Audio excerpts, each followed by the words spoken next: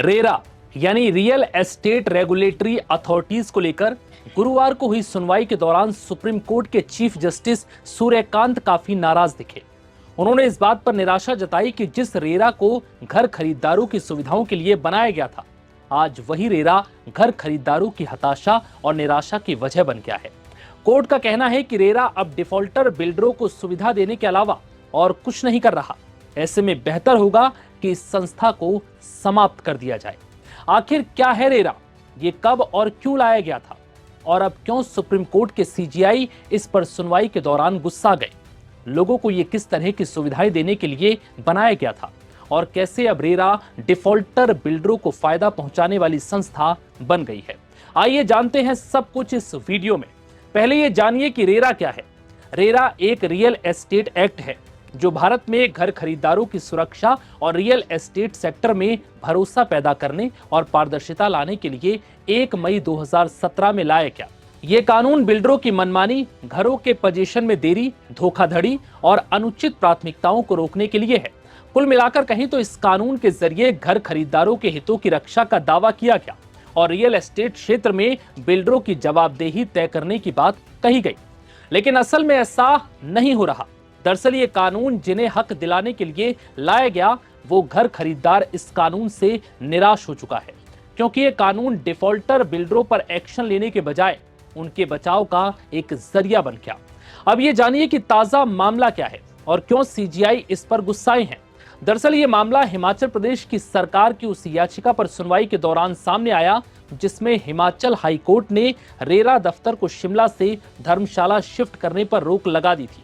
Supreme court ने न केवल इस पर रोक को हटाया, बल्कि पूरे देश में रेरा के काम करने के तरीके पर सवाल उठा दिए।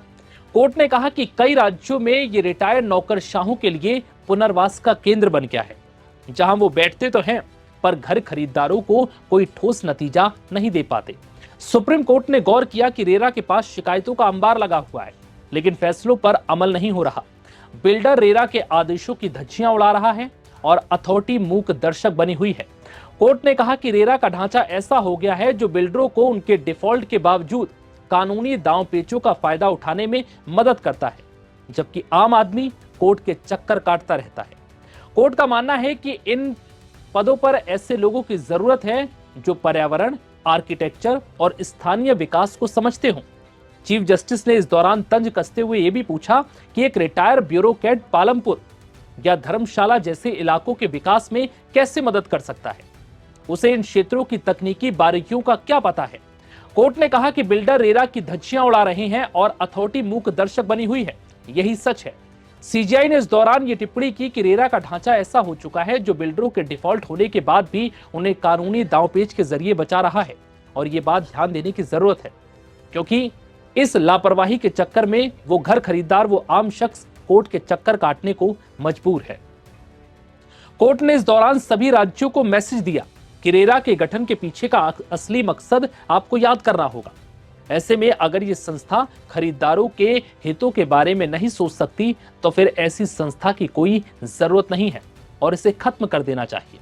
इस दौरान सुप्रीम कोर्ट ने आदेश दिया कि रेरा के फैसलों के खिलाफ जो अपील की गई है, उसकी सुनवाई अब जिला जजों को दी जानी चाहिए, ताकि खरीदारों को अपनी लड़ाई के लिए बार बार देश की राजधानी के चक्कर ना लगाने पड़े। फिलहाल इस वीडियो में इतना ही। इजाजत दीजिए। नमस्कार।